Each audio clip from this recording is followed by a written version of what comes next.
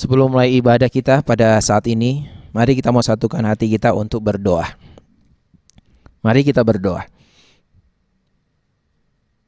Di pagi hari ini kami kembali bersyukur, berterima kasih Bapa. Engkau masih memberikan kami kesempatan, kasih karunia-Mu, pimpinan penyertaan-Mu, pertolongan perlindungan-Mu kepada kami sampai saat ini. Sebab itu hati kami limpah dengan ucapan syukur Bapa. Dan kami percaya Tuhan Yesus yang memelihara dan yang memberkati kami sampai saat ini. Sebab itu Tuhan, kami bersyukur untuk hari ini, bahkan kesempatan untuk kami boleh beribadah pada saat ini.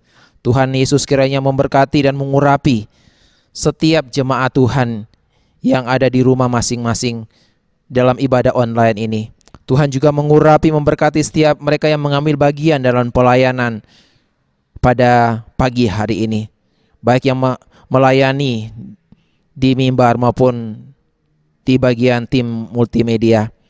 Terima kasih Bapa, biar kami boleh menikmati berkat-berkat rohani melalui ibadah online saat ini. Oleh sebab itu Bapa di surga, kami membawa dan menyerahkan ibadah kami pada saat ini, dari awal, pertengahan sampai akhirnya, dalam pimpinan, dalam penyertaan, dalam pertolongan dan berkat Tuhan. Kami membuka ibadah kami di dalam nama Tuhan Yesus Kristus. Haleluya. Amin. Shalom, selamat pagi jemaat Tuhan yang dikasihi di dalam Tuhan Yesus Kristus. Puji syukur atas kasih-Nya bagi kita semua. Apabila pada pagi hari ini kita masih diberikan kesempatan untuk datang dalam hadirat-Nya, untuk memuji dan memuliakan nama-Nya. Dia Allah yang layak kita tinggikan. Mari jemaat Tuhan, kita boleh naikkan pujian. Tinggikan dirimu.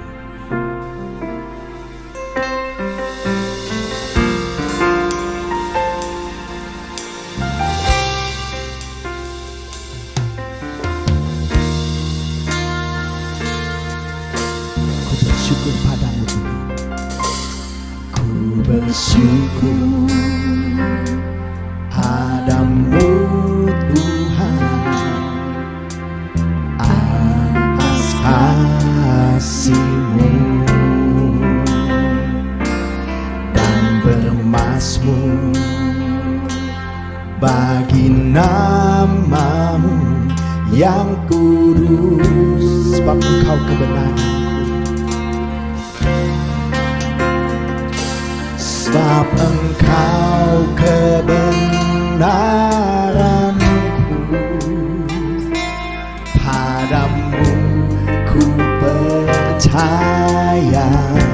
Betapa mulianya Tuhan, betapa mulianya Tuhanku.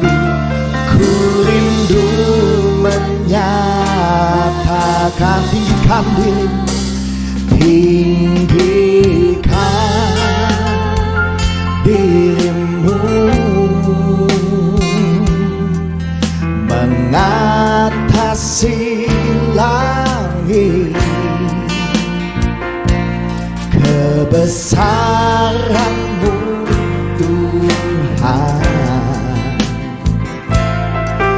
mengatasi bumi. Tinggikan dirimu, mengatasi langit. Kemuliaan-Mu Tuhan, kemuliaan-Mu Tuhan, mengatasi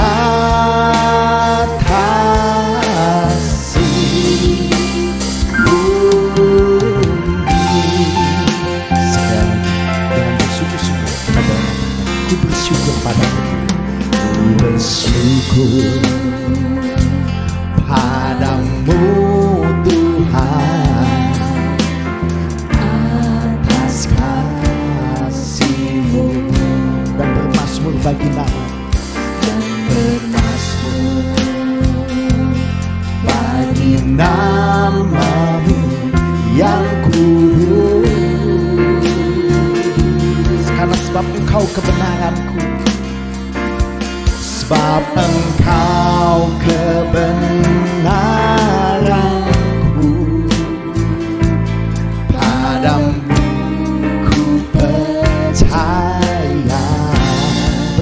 mulianya Tuhan. Betapa mulianya Tuhanku, ku rindu menyatakan, tinggikan dirimu atas langit, mengatasi langit. Kebesaranmu Tuhan mengatasi bumi. Tinggikan dirimu mengatasi langit. Kemuliaanmu Tuhan mengatasi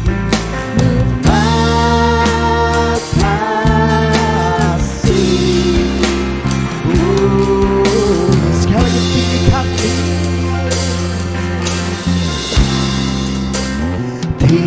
tinggikan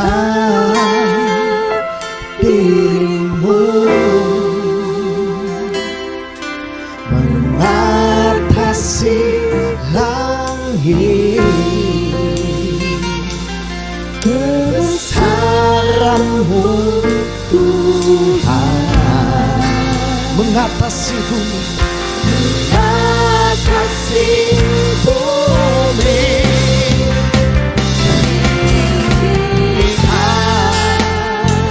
Dirimu mengatasi langit. Kemuliaanmu Tuhan, kemuliaanmu Tuhan, kemuliaanmu Tuhan, kemuliaanmu Tuhan, oh kemuliaanmu Tuhan mengatasi bumi. Puji namanya Tuhan. Mari jemaat Tuhan, kita boleh serukan namanya, karena dialah Yesus yang maha besar dan yang maha kuasa, karena dialah Raja dari segala raja. Mari jemaat Tuhan, kita boleh sambung pujian sukacita, serukan namanya. Haleluya. Kita boleh katakan, Tuhanku maha besar, Tuhanku maha kuasa, karena dialah Raja dari segala. Serukan namanya. Tuhanku maha besar, Tuhanku maha kuasa, Raja segala raja. Dia tak akan tergoyahkan, dia tak akan tergoyahkan, dia tak akan terkalahkan. Dia hidup dan berkuasa. Kita katakan, serukan namanya, serukan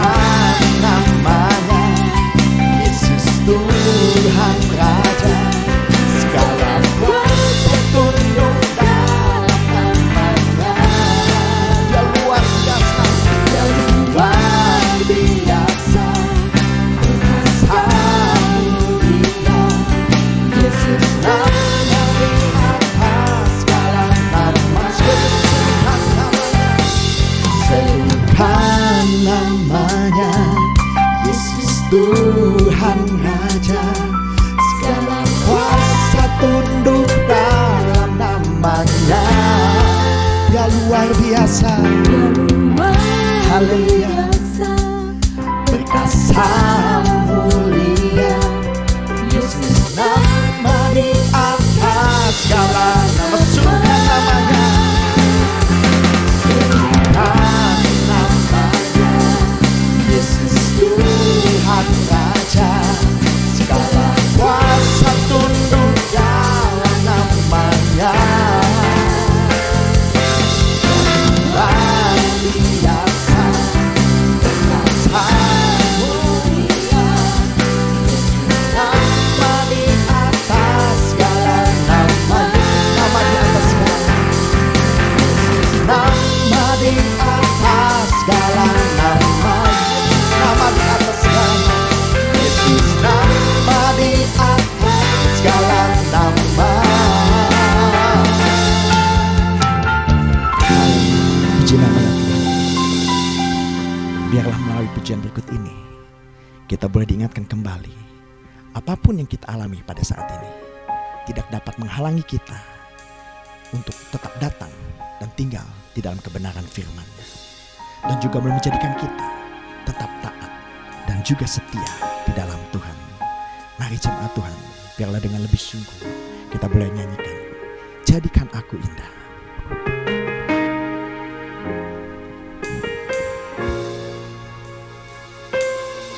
Katakan, ku datang ya Bapa dalam kerinduan. Ya Bapa dalam kerinduan, memandang keindahan-Mu. Ku berikan segalanya, semuanya yang ada. Ku ingin menyenangkan hati-Mu, oh Tuhan. Sekali lagi, ku datang ya Bapa. Ku datang ya Bapa dalam kerinduan, memandang keindahan-Mu. Ku berikan segalanya, semuanya yang ada. Ku ingin menyenangkan hati-Mu, oh Tuhan. Jadikan aku indah yang Kau pandang mulia, seturut karya-Mu di dalam hidupku. Ajakku hanya kepadamu, taat dan setia kepadamu, Tuhan. Ku datang ya Bapa, ku datang ya Bapa dalam kerinduan, memandang keindahan-Mu. Ku berikan segala, ku berikan segalanya, semuanya yang ada. Ku ingin menyenangkan hati-Mu, oh Tuhan. Jadikan aku indah yang Kau pandang mulia, seturut karya-Mu di dalam hidupku. Ajarku berharap hanya kepadamu, taat dan setia kepadamu, Tuhan. Jadikan aku indah, jadikan aku indah yang Kau pandang mulia, seturut karya-Mu dalam hidupku. Ajarku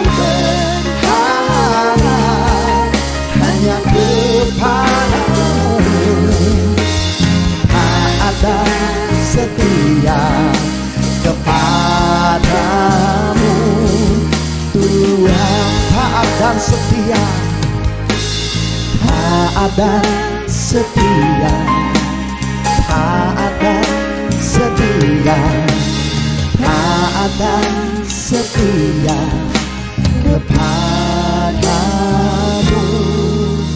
Tuhan.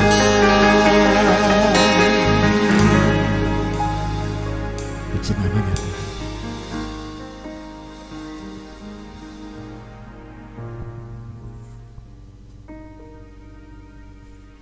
Selamat pagi Bapak Ibu Saudara sekalian, kita bersyukur karena pada hari ini kita masih boleh sekali lagi beribadah dan boleh mendengarkan firman Tuhan. Mari saya mengajak kita semua boleh berdoa sebelum kita boleh mendengarkan firman Tuhan. Mari kita berdoa.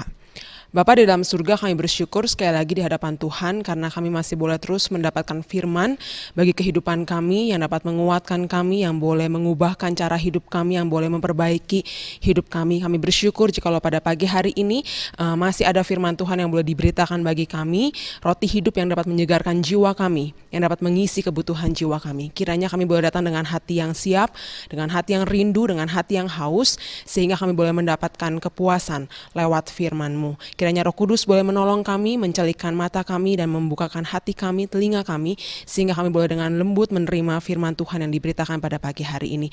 Menolong hamba-Mu yang akan menyampaikan firman Tuhan, kiranya Tuhan boleh mengurapi, Tuhan boleh memberikan belas kasihan, dan Tuhan juga boleh memberikan pimpinannya. Terima kasih Bapa, hanya di dalam nama Tuhan Yesus kami sudah berdoa dan bersyukur. Amin. Bapak Ibu Saudara sekalian, hari ini saya akan membawakan satu tema daripada Matius 5, yaitu khotbah di bukit atau yang sering kali kita tahu adalah sebagai ucapan bahagia, dan kita akan melihatnya di dalam Matius 5 ayat 1 sampai 3.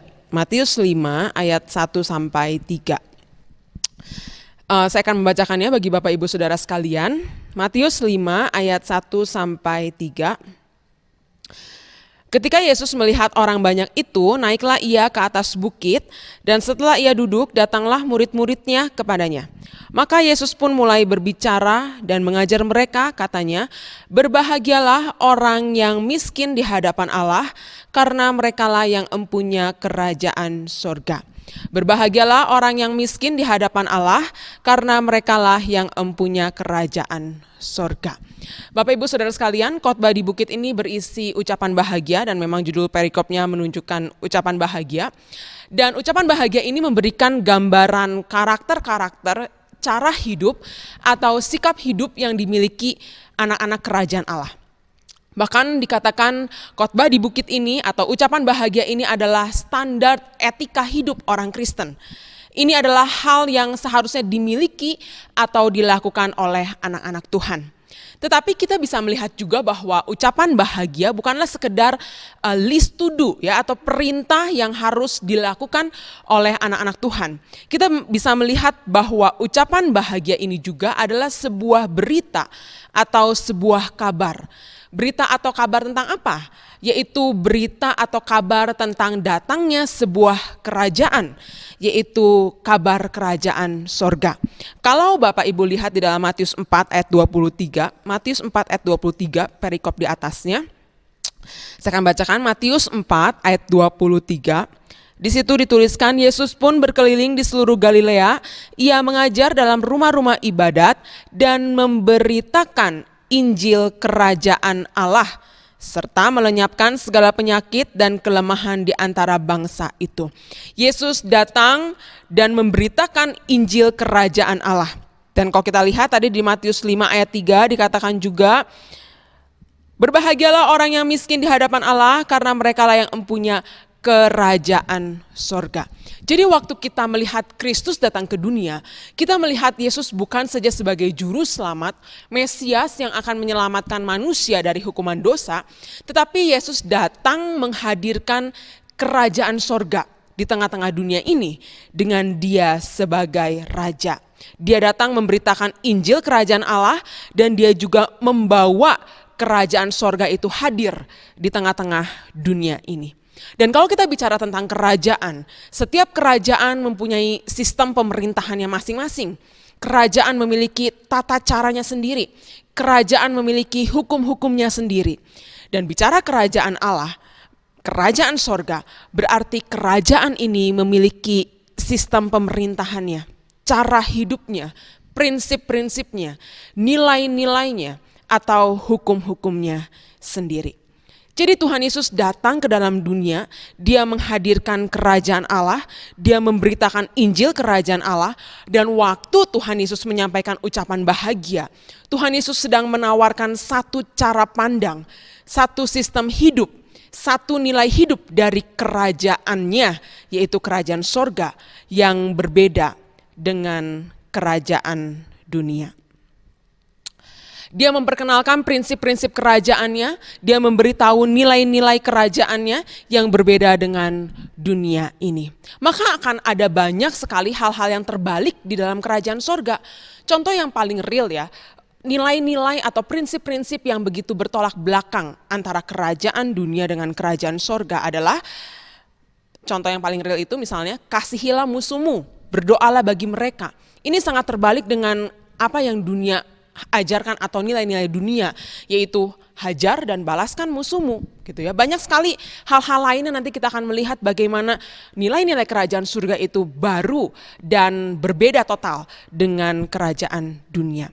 Dan contoh lainnya akan kita bahas adalah dapat kita lihat di dalam ucapan bahagia ini. Kerajaan surga menyediakan satu cara lihat yang baru dan berbeda tentang artinya bahagia.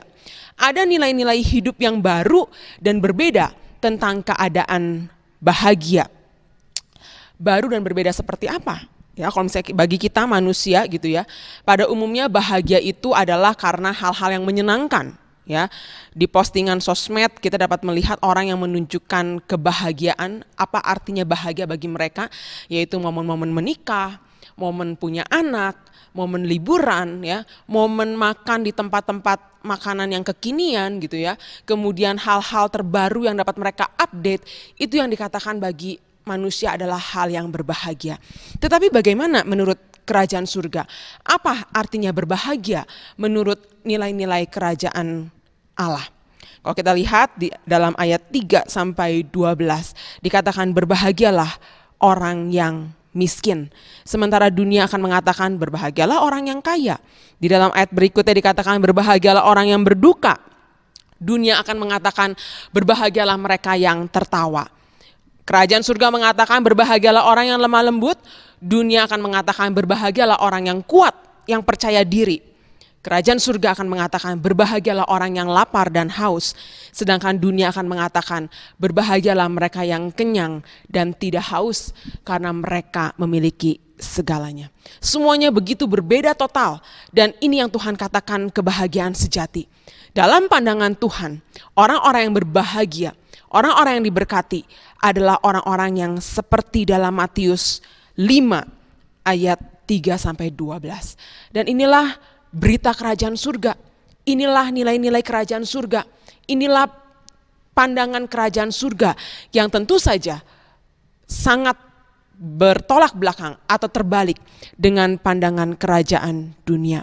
Cara pandang atau nilai-nilai kerajaan Allah, prinsip-prinsip kerajaan Allah akan selalu memberikan cara lihat yang baru yang akan berbeda total. Jadi itulah mengapa ya Bapak Ibu ya, banyak sekali di dalam hidup kita banyak hal yang seringkali tidak cocok dengan berita Injil kerajaan Allah. Kenapa? Karena kita punya nilai-nilai kerajaan kita sendiri. Kita juga mungkin menganut nilai-nilai dunia tanpa disadari. Sementara seharusnya jikalau kita adalah orang-orang yang sudah ditebus dan menjadi anggota warga kerajaan Allah, kita mengikuti nilai-nilai atau prinsip-prinsip sistem daripada kerajaan Allah karena kita adalah warga anggota kerajaan Allah. Kita akan melihat bagaimana nilai-nilai kerajaan Allah ini menyatakan seperti apa sih yang dikatakan orang-orang yang berbahagia itu. Di dalam ayat 3 dikatakan berbahagialah orang yang miskin di hadapan Allah karena merekalah yang empunya kerajaan sorga.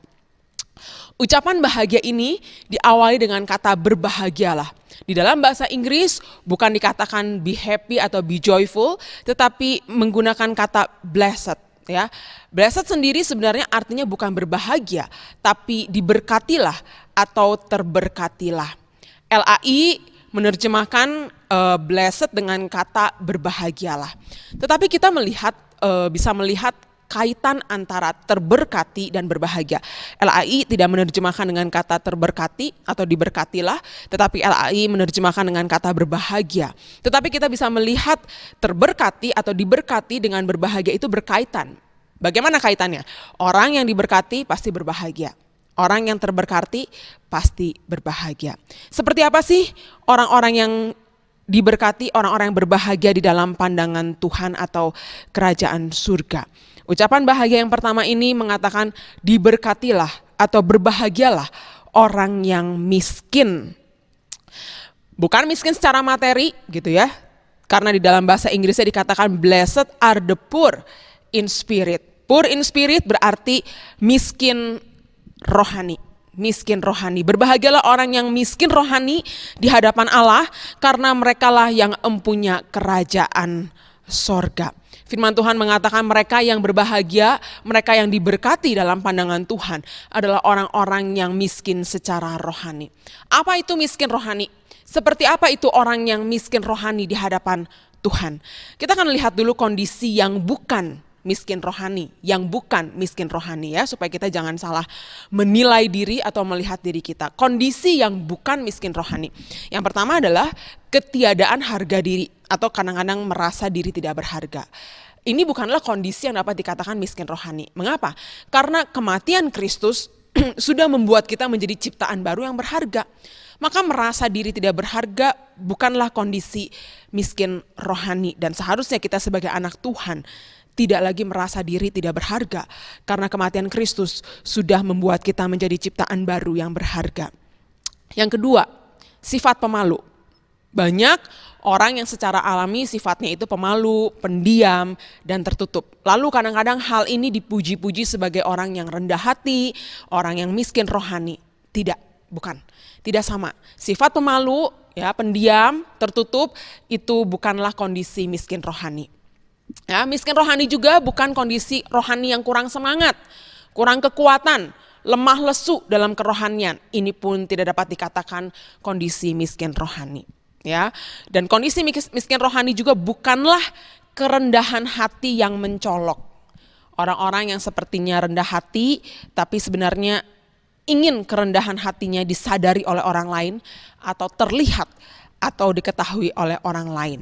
Misalnya ya, saya ini bukan siapa-siapa gitu ya, saya ini bukan apa-apa, saya hanya melayani sebagai WL, singer, musik, guru sekolah minggu, usher, dekorasi, keamanan, multimedia, bukan siapa-siapa tapi dia sebutin semuanya. Ya, ini drama banget Bapak Ibu ya.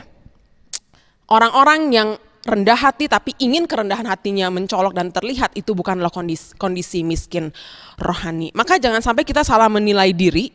Kondisi-kondisi yang tadi boleh saya sebutkan itu bukanlah keadaan miskin rohani. Sifat pemalu, pendiam, tertutup, ya, merasa diri tidak berharga, kemudian lemah lesu di dalam kerohanian, ya, atau kerendahan hati yang mencolok, itu bukanlah kondisi yang dapat dikatakan miskin rohani.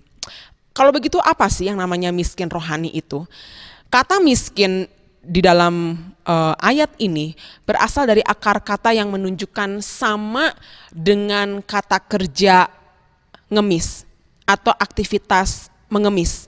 Ya, miskin di sini menunjukkan sama dengan kata kerja ngemis atau aktivitas mengemis. Dan kalau sudah mengemis, berarti ini miskin dalam arti semiskin-miskinnya. Miskin yang apabila tidak ada yang memberikan kepadanya, dia akan mati kelaparan. Yang hidupnya benar-benar tidak punya apa-apa. Ini berbeda dengan orang yang masih punya sedikit atau bisa makan dengan gaji harian. Dia masih punya sesuatu. Tetapi miskin di sini berarti kondisi yang benar-benar tidak punya apa-apa, bergantung atas pemberian orang lain, dan tidak dapat hidup tanpa pertolongan dari luar dirinya. Sangat perlu belas kasihan Tuhan, sangat perlu belas kasihan orang lain, gitu ya. Sangat perlu pertolongan dari luar dirinya. Dan kalau kita lihat di dalam PL, orang miskin adalah orang-orang yang jatuh di dalam dosa dan dibuang oleh Tuhan. Gambaran miskin di dalam PL itu adalah orang-orang yang jatuh di dalam dosa dan dia dibuang oleh Tuhan. Jadi miskin itu identik dengan dibuang oleh Allah karena berdosa. Tuhan tidak berkenan kepada mereka, dan jikalau Tuhan mau menerima atau berkenan kepada mereka, betapa mereka sangat perlu dibelas kasihani oleh Tuhan. Jadi waktu kita melihat miskin rohani, waktu disebut kata miskin rohani, berarti ini satu kondisi yang terbuang karena dosa, bangkrut, rusak, berdosa, tidak punya apa-apa yang layak di hadapan Tuhan. Dan Tuhan tidak mungkin berkenan. Saya perlu ngemis, saya perlu mengemis belas kasihan Tuhan dan diberi belas kasihan oleh Tuhan di dalam segala hal. Kira-kira di dalam kehidupan kita ya, kita memiliki satu kesadaran seperti ini tidak, bahwa saya ini sangat miskin di hadapan Tuhan. Saya sangat perlu dibelas kasihani oleh Tuhan. Saya tidak punya apa-apa, tidak ada sedikit pun yang layak di hadapan Tuhan. Kita mungkin kurang terbayang seperti apa sih kira-kira orang yang miskin rohani itu, yang merasa diri berdosa, rusak, bangkrut, tidak punya apapun yang layak dilihat oleh Tuhan sampai ngemis belas kasihan Tuhan. Seperti apa sih kondisi orang yang benar-benar merasa dibuang oleh Tuhan karena dia tidak layak dan berdosa di hadapan Tuhan.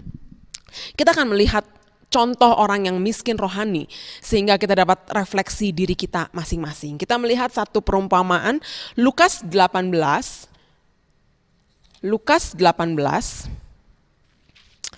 ayat 9 sampai 14. Lukas 18 ayat 9 sampai 14. Lukas 18 ayat 9 sampai 14. Ini adalah perumpamaan tentang orang Farisi dan dengan pemungut cukai. Ya, perumpamaan tentang orang Farisi dengan pemungut cukai, dan pemungut cukai dan orang Farisi ini sama-sama datang ke bait Allah, dan kedua orang ini menunjukkan sikap yang sangat berbeda. Dua-dua datang ke hadapan Allah, tetapi dua-dua menunjukkan sikap yang sangat berbeda. Kita lihat ya, sikap yang ditunjukkan oleh yang pertama pemungut cukai. Kita baca Lukas 18 ayat 13. Keduanya datang ke bait Allah untuk berdoa.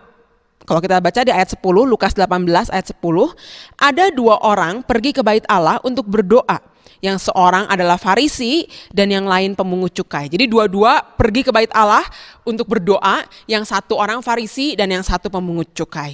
Dan kita melihat dua orang ini akan menunjukkan sikap yang sangat berbeda. Kita lihat ya, ayat yang ke-13. Lukas 18 ayat 13 dikatakan, tetapi pemungut cukai itu berdiri jauh-jauh, bahkan ia tidak berani menengadah ke langit, melainkan ia memukul diri dan berkata, ya Allah, kasihanilah aku orang berdosa ini. Dikatakan pemungut cukai ini tidak berani dekat-dekat. Dia berdiri jauh-jauh, bahkan tidak berani menengadah ke langit. Satu kesadaran diri, saya ini siapa? Dan Allah itu siapa? Dia tidak berani menengadah ke langit. Dia nggak berani dekat-dekat, dia berdiri jauh-jauh. Dan bahkan di dalam Alkitab dituliskan, dia memukul dirinya karena dia merasa begitu rusak, begitu jahat, begitu bobrok, begitu tidak layak menghadap kepada Tuhan. Dan dia berkata, ya Allah, kasihanilah aku orang berdosa ini. Dia sangat sadar bahwa dia adalah orang berdosa dan dia mengemis belas kasihan Tuhan. Ini adalah salah satu gambaran orang yang miskin rohani. Dia sadar akan kebangkrutan rohaninya. Tidak ada sedikit pun yang benar di dalam dirinya. Sadar sebagai orang berdosa. Kalau Tuhan buang dia pun, dia akan terima. Dia sadar tidak punya sedikit pun yang layak yang dapat dia berikan kepada Tuhan. Dan dia hanya bisa mengemis belas kasihan Tuhan. Ya Allah, kasihanilah aku orang berdosa ini. Bapak Ibu, kita sendiri di dalam kehidupan ini bisa melihat keindahan dari orang-orang yang tidak merasa so benar, tidak merasa paling baik. Tetapi kita bisa melihat keindahan dari orang-orang yang mengenal diri, tahu diri, sadar diri bahwa diri ini banyak jeleknya, bahwa diri ini banyak rusaknya, bahwa diri ini banyak kekurangan dan perlu bertobat dan minta belas kasihan Tuhan. Bagaimana dengan hidup kita? Apakah kita adalah orang-orang yang miskin rohani? Apakah kita memiliki satu kesadaran seperti pemungut cukai ini yang datang kepada Tuhan dengan memukul diri dan mengatakan, ya Tuhan, kasihanilah aku orang berdosa ini. Kadang-kadang Bapak Ibu ya, di dalam kehidupan kita ini antena kita sangat tajam, mata kita sangat tajam untuk lebih melihat dan sadar akan kerusakan, kebangkrutan orang lain daripada diri kita sendiri. Kita berdoa kepada Tuhan, tetapi kita mungkin berdoa supaya Tuhan ubahkan dia, sadarkan dia, tolong dia bertobat dari kerusakan, kelemahan, kekurangan dia. Daripada kita berdoa supaya Tuhan ubahkan saya yang rusak, ubahkan saya yang bobrok, sadarkan saya, kasihani saya, supaya mata saya bisa melihat kerusakan diri saya sendiri. Kasihani saya orang yang berdosa. Kita mungkin lebih banyak mendoakan orang lain dan berdoa supaya Tuhan ubahkan mereka. Supaya Tuhan sadarkan mereka. Supaya Tuhan tolong mereka bertobat dari kelemahan-kelemahan mereka. Kita tidak sadar bahwa kita pun adalah orang-orang berdosa yang banyak kerusakan, yang banyak kejahatan, yang banyak kebangkrutan. Bahwa kita pun sangat-sangat perlu mengemis belas kasihan Tuhan atas keberdosaan kita. Firman Tuhan katakan bagi Tuhan yang berharga itu hati yang hancur, yang remuk karena sadar kerusakan, kejahatan, dosa diri sendiri dan mau bertobat. Orang-orang yang menyadari kebangkrutan rohaninya, menyadari kemiskinan rohaninya, kejahatan dirinya yang perlu belas kasihan Tuhan, yang mengemis belas kasihan Tuhan. Tuhan katakan orang-orang inilah yang berharga di mata Tuhan. Dan Tuhan katakan mereka berbahagia.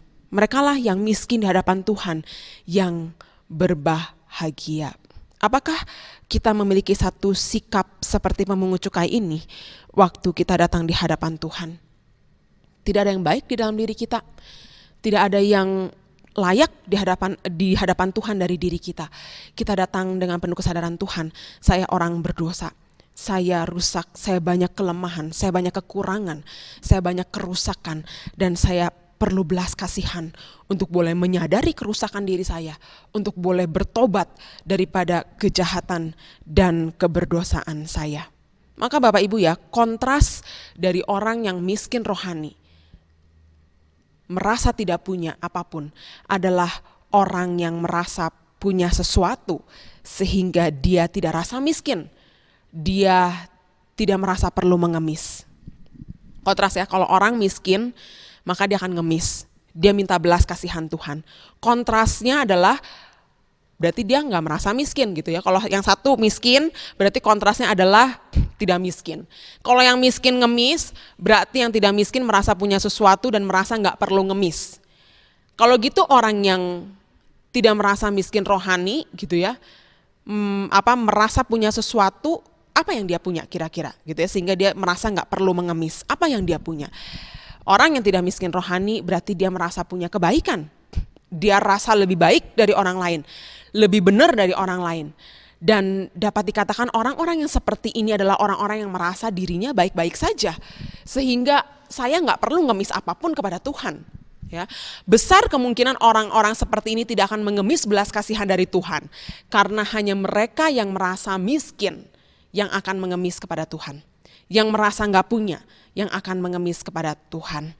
Dan kita melihat kontras yang jelas sekali antara pemungut cukai yang miskin rohani dengan orang Farisi yang merasa dirinya tidak miskin rohani, tidak menyadari keberdosaan, dan tidak menyadari kebangkrutan rohaninya. Kita baca ya, Lukas 18 ayat 11-12. Kira-kira sikap apa sih yang ditunjukkan oleh orang-orang yang tidak miskin rohani? Ya, kita lihat apa yang dilakukan oleh orang Farisi ini, Lukas 18 ayat 11-12. Saya bacakan ya. Orang Farisi itu berdiri dan berdoa dalam hatinya begini, ya Allah, aku mengucap syukur kepadamu karena aku tidak sama seperti semua orang lain. Bukan perampok, bukan orang lalim, bukan pejinah, dan bukan juga seperti pemungut cukai ini. Aku berpuasa 2 kali seminggu, Aku memberikan 1/10 dari segala penghasilanku. Bapak Ibu, ini sikap yang sangat kontras dengan pemungut cukai. Coba kita lihat ya. Dia mengatakan, aku tidak sama seperti semua orang lain. Semua orang lain. Seolah-olah cuma dia satu-satunya yang benar. Dia nggak sama dengan semua orang lain, berarti cuma dia satu-satunya yang benar. Menganggap diri benar, semua orang lain rusak. Kemudian dia lanjutkan, bukan perampok, bukan orang lalim, bukan pejinah, dan dengan spesifik dia mengatakan bukan juga seperti pemungut cukai ini. Dia menganggap dirinya benar dan merendahkan semua orang yang lain.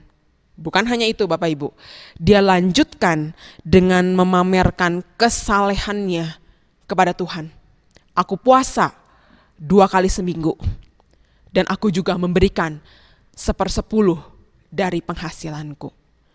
Bapak Ibu, kita dapat melihat sikap yang ditunjukkan oleh orang Farisi ini menunjukkan orang yang tidak miskin rohani. Apa orang yang tidak miskin rohani itu? Berarti orang yang menganggap diri benar, memandang rendah orang-orang lain yang ia anggap berdosa atau jahat. Bahkan dia juga adalah orang yang memamerkan kebaikan atau kesalehannya kepada Tuhan. Dan memang kalau kita baca di ayat 9, dikatakan perumpamaan ini adalah bagi orang yang menganggap diri benar dan memandang rendah semua orang lain. Kita baca ayat 9. Tuhan Yesus memberikan perumpamaan ini kepada siapa? Kepada orang-orang yang seperti ini, ayat 9. Dan kepada beberapa orang yang menganggap dirinya benar dan memandang rendah semua orang lain. Yesus mengatakan perumpamaan tentang orang Farisi dan pemungut cukai ini. Orang yang tidak miskin rohani, dia menganggap diri benar. Dia memandang rendah semua orang yang lain. Dan kita lihat pemungut cukai ini melakukan hal itu, bahkan dia memamerkan kebaikannya, kesalehannya kepada Tuhan. Kalau sudah rasa diri benar, tidak mungkin merasa perlu dikasihani Tuhan. Kalau sudah menganggap rendah orang lain dan pamer kebaikan, pamer kesalehan, tidak mungkin merasa miskin di hadapan Tuhan. Karena merasa masih punya sesuatu untuk dipamerkan di hadapan Tuhan. Saya masih punya kesalehan, saya masih punya kebaikan, saya bukan orang miskin. Orang Farisi ini merasa punya kebaikan dan dia tidak merasa perlu mengemis belas kasihan Tuhan. Kalau rasa punya sesuatu, kalau rasa lebih baik dari orang lain, kita tidak akan mengemis di hadapan Tuhan. Sikap orang yang tidak miskin rohani adalah seperti orang Farisi ini. Menganggap diri benar, merasa punya kebaikan, memandang rendah semua orang lain. Dia merasa baik karena dia membandingkan dirinya, mengukur dirinya dengan orang lain. Sebenarnya itu adalah ukuran yang salah, bukan Bapak Ibu? Karena seharusnya kita mengukur diri kita dengan Tuhan dan firman-Nya. Kesanalah kita mengukur diri kita, bukan dengan orang lain. Kalau kita melihat perumpamaan ini dan kita merefleksi kepada diri kita, apakah kita seperti orang Farisi yang merasa diri benar, baik, memiliki sesuatu dan lebih baik dari orang lain? Atau kita ini adalah seorang yang seperti pemungut cukai yang datang di hadapan Tuhan dengan merasa bangkrut, rusak, berdosa, dan sungguh-sungguh mengemis belas kasihan Tuhan. Di dalam kehidupan kita, sangat mungkin sekali kita berpikir, ya saya gak separah orang Farisi itu deh. Saya gak pamer kebaikan secara terang-terangan di hadapan Tuhan. Saya gak seperti itu. Tetapi kita bisa lihat lebih jauh, kita ini mungkin lebih kepada kondisi merasa diri sebagai orang berdosa, tetapi di saat bersamaan kita juga merasa diri ini lumayan baik. Saya ulangi ya, kita mungkin gak jelas-jelas pamer kebaikan di hadapan Tuhan, tetapi kita mungkin berada di dalam kondisi yang merasa berdosa. Oh ya Tuhan, saya orang berdosa, tetapi di saat yang bersamaan kita juga merasa diri saya lumayan baik. Jadi di satu sisi kita merasa berdosa, tapi di saat yang bersamaan kita juga merasa lumayan baik. Kalau ini kan kontras ya, kalau orang Farisi ini benar-benar merasa baik dan orang pemungut cukai ini benar-benar merasa rusak. Tetapi kita mungkin gak ada di antara kedua, kita bukan yang salah satunya misalnya. Saya gak separah orang Farisi, tapi mungkin saya juga gak merasa seperti pemungut cukai. Kita mungkin berada di antaranya, yaitu kita merasa berdosa, tetapi kita juga merasa lumayan baik. Kenapa kita bisa merasa seperti ini? Ya karena meskipun saya berdosa, saya masih mau pergi ke gereja kok, gitu ya. Saya masih memberi persembahan, saya masih melayani Tuhan. Kita tidak melakukan atau tidak terlibat hal-hal yang jelas-jelas dosa atau maksiat misalnya. Kita juga punya track record pelayanan yang banyak. Saya mungkin tidak sesaleh orang Farisi, saya ada jahatnya. Tapi saya juga nggak jahat-jahat amat. Ya, saya juga nggak rusak-rusak amat. Masih lumayan lah, masih mending. Ya, saya nggak suka buat masalah gitu ya. Saya juga nggak terlibat dosa-dosa yang parah. Tetapi sekali lagi ya, kita sedang salah mengukur diri. Karena kita bukan mengukur diri dengan Tuhan dan firman-Nya. Kita mungkin sekali tidak pamer kebaikan secara terang-terangan di hadapan Tuhan seperti orang Farisi. Tapi sangat mungkin kita merasa lebih baik dari orang lain. Sehingga kita merasa ya kondisi saya cukup baiklah di hadapan Tuhan. Dan orang-orang seperti ini mungkin sekali adalah golongan yang paling banyak terdapat di gereja. Nggak merasa sangat-sangat rusak gitu ya, bangkrut, miskin rohani, tapi juga nggak seperti orang Farisi yang pamer kebaikan, sangat yakin dengan kesalehan hidupnya. Kita sih ada rasa rusak, tapi nggak merasa juga rusak-rusak amat gitu ya. Merasa jahat, tapi juga nggak merasa jahat-jahat amat. Masih ada benarnya lah, masih ada baiknya lah, masih lumayan baik lah di hadapan Tuhan. Karena saya melayani. Saya tidak terlibat dosa-dosa yang berat. Saya banting tulang untuk pekerjaan Tuhan. Saya beri tenaga saya beri uang saya beri waktu saya. Tetapi saudara ya, waktu kita merasa seperti ini bukan kondisi yang dapat dikatakan miskin rohani. Bukan dapat dikatakan orang yang terberkati dan berbahagia. Meskipun kita tidak jelas-jelas pamer seperti orang Farisi, tidak merendahkan orang secara langsung, tetapi dengan kita merasa cukup baik dan benar di hadapan Tuhan, kondisi ini tidak akan membuat kita merasa miskin dan datang di hadapan Tuhan untuk mengemis belas kasihan Tuhan. Gak mungkin. Orang yang sampai mengemis itu berarti dia sudah gak punya apa-apa lagi. Tapi kalau kita masih ada rasa, ya saya masih ada baiknya sedikit gitu ya, saya gak jahat-jahat amat gitu ya, saya gak rusak-rusak amat, saya masih cukup oke di hadapan Tuhan karena saya ini, itu, melayani dan sebagainya. Ini tidak dapat dikatakan kondisi miskin rohani. Karena kondisi ini tidak akan mungkin membuat kita datang di hadapan Tuhan dengan rasa miskin dan mengemis belas kasihan Tuhan. Kondisi merasa cukup baik di hadapan Tuhan atau merasa lebih baik dari orang lain akan membuat kita sulit untuk menempatkan diri sebagai pengemis di hadapan Allah. Karena kita merasa cukup baik. Saya tidak mendukakan Tuhan, saya pelayan yang setia, saya baik-baik saja. Kalau kita merasa punya sesuatu sedikit saja layak di hadapan Tuhan, merasa cukup baik di hadapan Tuhan, bagaimana mungkin kita mengemis belas kasihan Tuhan? Saya ulangi ya, kalau kita merasa punya sesuatu yang layak di hadapan Tuhan, merasa cukup baik di hadapan Tuhan, bagaimana mungkin kita mengemis belas kasihan Tuhan? Bapak Ibu mau ngemis apa kalau kita merasa sudah cukup cinta Tuhan? Mau ngemis apa kalau rasa sudah cukup korban uang buat Tuhan? Mau ngemis apa kalau kita merasa sudah cukup korban tenaga dan waktu buat Tuhan? Mau ngemis apa sama Tuhan kalau kita merasa sudah melayani Tuhan dengan setia? Mau ngemis apa sama Tuhan kalau kita merasa saya tidak bermasalah di gereja? Mau ngemis apa sama Tuhan kalau kita merasa cukup baik dengan track record pelayanan-pelayanan kita? Kita gak mungkin datang di hadapan Tuhan dengan merasa miskin dan mau mengemis belas kasihan Tuhan. Tetapi justru kita yang merasa baik-baik inilah yang sangat-sangat perlu mengemis belas kasihan Tuhan. Supaya apa? Supaya kita bisa melihat bahwa diri kita tidak sebaik yang kita kira.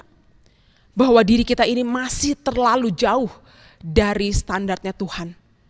Kita perlu mengemis belas kasihan Tuhan supaya disadarkan oleh Tuhan bahwa sebenarnya kita rusak, kita bobrok, hati kita penuh kejahatan, tetapi kita buta, kita tidak sadar, kita tidak melihatnya, sehingga kita masih merasa diri kita cukup baik, cukup oke, lumayan baik di hadapan Tuhan.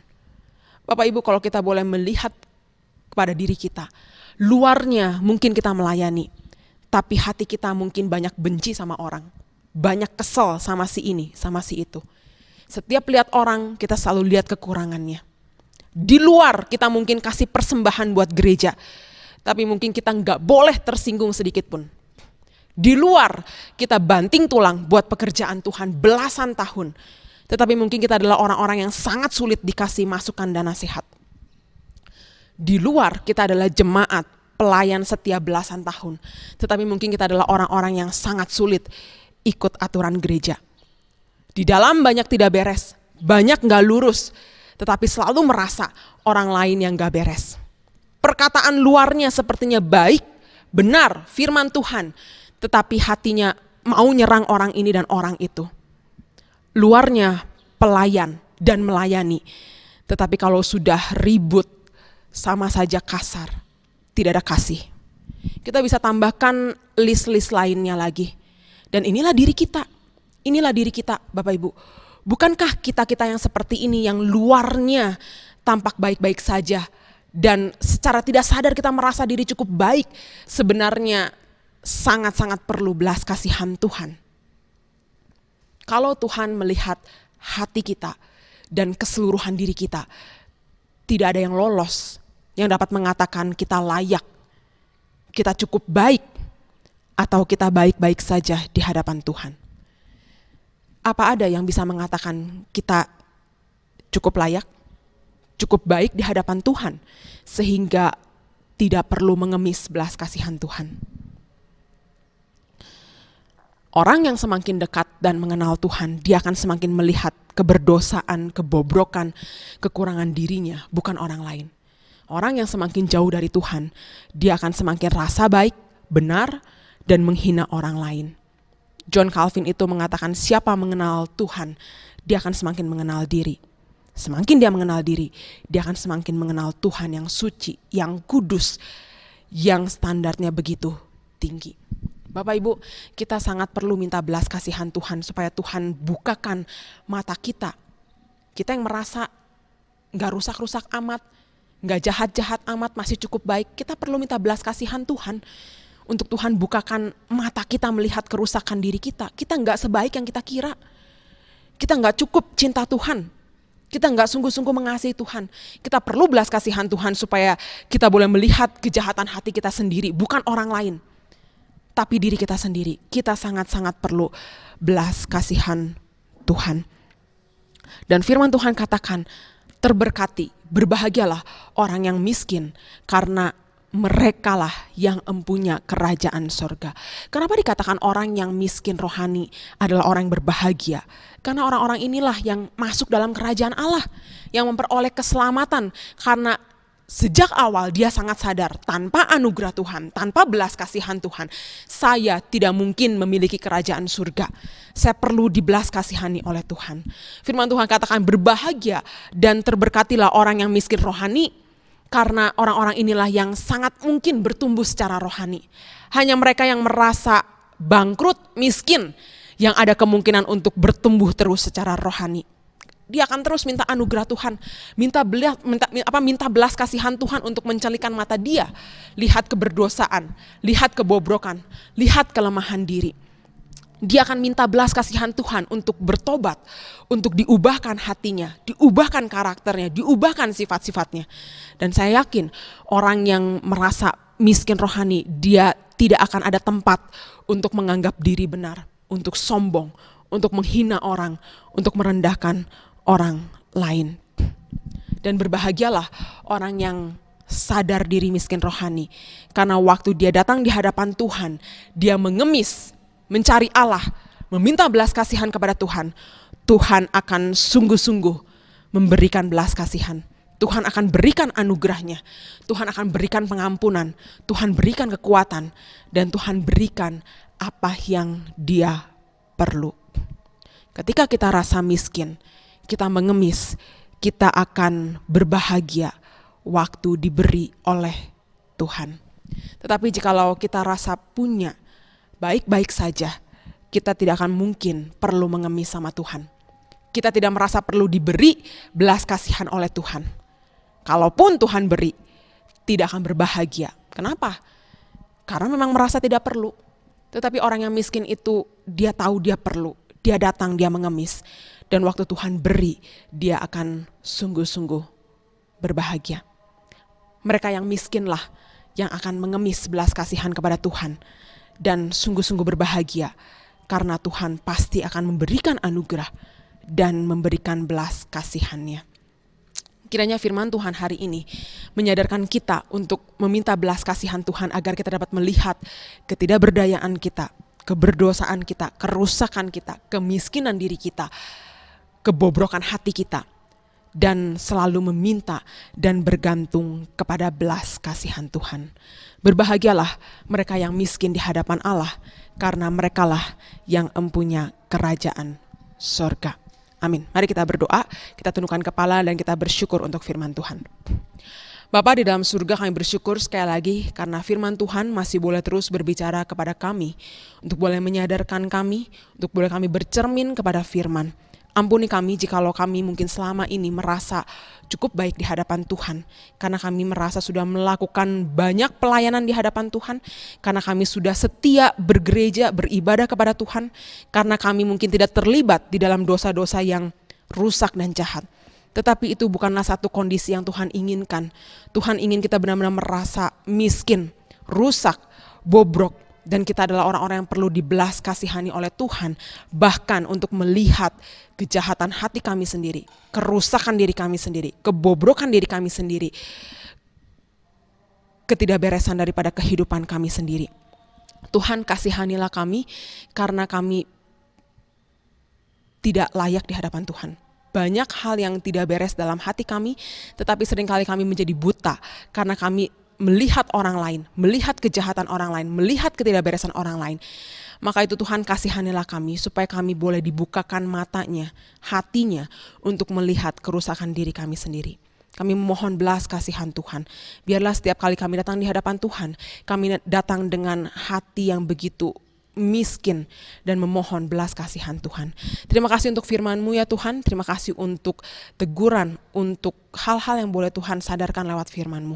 Biarlah Roh Kudus yang boleh menolong kami untuk boleh kami mengerti, untuk boleh kami menghidupi, dan untuk boleh kami menjalankan firman Tuhan, sehingga kami boleh menjadi orang-orang yang berbahagia dan diberkati. Terima kasih Bapa, hanya di dalam nama Tuhan Yesus kami sudah berdoa dan bersyukur. Amin. Kita sudah mendengar sebagian dari kebenaran firman Tuhan pada pagi hari ini. Biar kiranya firman Tuhan ini boleh menjadi berkat bagi kita semuanya. Mari kita berdoa untuk firman Tuhan yang sudah kita dengar, dan sekaligus kita akan mohon doa berkat dari Allah Bapa.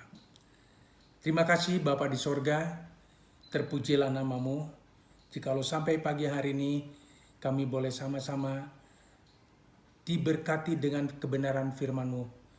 Biarlah firman-Mu boleh tetap ada di dalam setiap kehidupan kami, dan kami percaya orang-orang yang berharap kepada Engkau pada pagi hari ini benar-benar boleh diberkati oleh kebenaran firman-Mu Tuhan.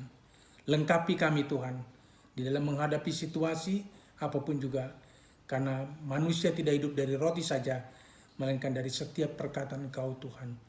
Terima kasih Bapa, berkati hamba-Mu yang sudah menyampaikan kebenaran firman-Mu. Berkatilah juga kami Tuhan yang sudah mendengar kebenaran firman-Mu. Biarlah kesempatan ini kami boleh sama-sama boleh menikmati kebenaran firman-Mu.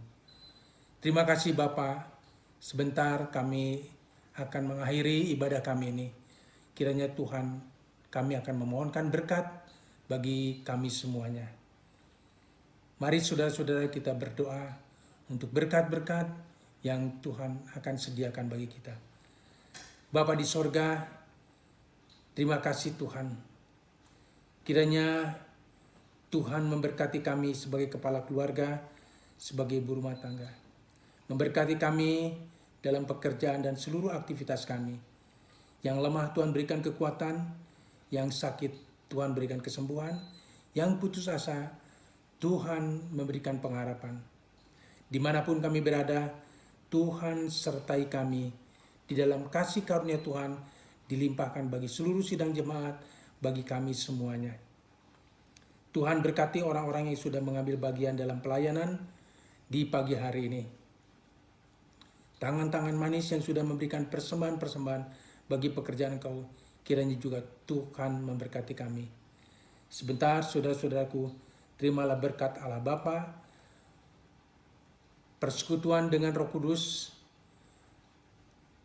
dalam kasih karunia Tuhan yang berlimpah kepada kami, menyertai kami mulai hari ini sampai saatnya Tuhan Yesus datang kedua kali untuk menjemput kami semua.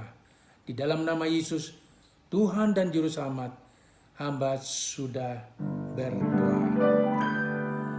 Bapa, terima kasih. Bapa, terima kasih. Bapa di dalam surga, ku berterima kasih.